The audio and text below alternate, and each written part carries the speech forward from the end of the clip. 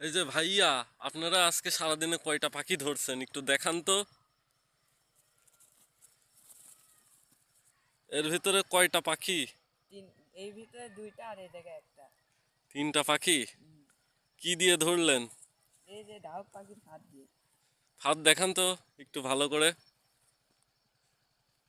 এই যে আহ, এই ফাঁদের দাম কত? 500 টাকা।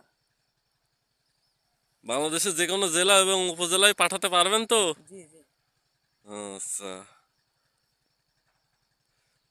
কিভাবে কিভাবে ধরলেন একটু ব্যাখ্যা দেন। এই ফাঁদ আমরা প্রথমে ওই জায়গাতে তিনটা লাঠির সঙ্গে বাঁধলাম। হুম। তারপরে এটাকে ওর মধ্যে গাড়লাম।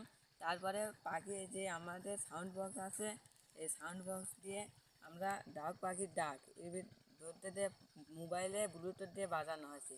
বাজিয়ে তারপরে ডাক পাখি আসছে, তারপরে ফাঁদে বাজছে। আচ্ছা, আজকেই ধরলেন নাকি আর ধরবেন না? আজকে ধরবো, আর ধরবো না। আচ্ছা,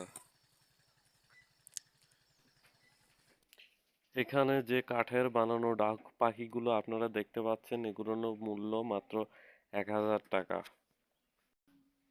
আপনারা একটু ভালো করে লক্ষ্য করে দেখুন, এখানে দুইটা ফাঁদ পাতা আছে এবং ফাঁদের ভেতরে একটা পাখি দেওয়া আছে। আর পাশে আমি একটা ব্লুটুথ স্পিকার রেখে দিয়েছি। ব্লুটুথ স্পিকারে ডাহুক পাখির রিংটোন বাজবে এবং এই পাখির দেখা দেখি আরো অন্য আর একটা পাখি যখন আসবে তখন ফাঁদের ভিতরে আটকায় যাবে। ফাঁদ পাতার নিয়ম: প্রথমত লম্বালম্বি করে ফাঁদগুলো পাততে হবে এবং ফাঁদের পাশে ব্লুটুথ স্পিকারে ডাহক পাখির রিংটোন বাজানো লাগবে। যারা ফাঁদ কিনতে চান তাদের উদ্দেশ্য করে বলতেছি, ফাঁদ নিতে হলে অবশ্যই 150 টাকা আগে বিকাশ করে দেওয়া লাগবে। এরপরে হাতে মাল পেলে বাকি টাকাটা কুরিয়ারে দেওয়া লাগবে।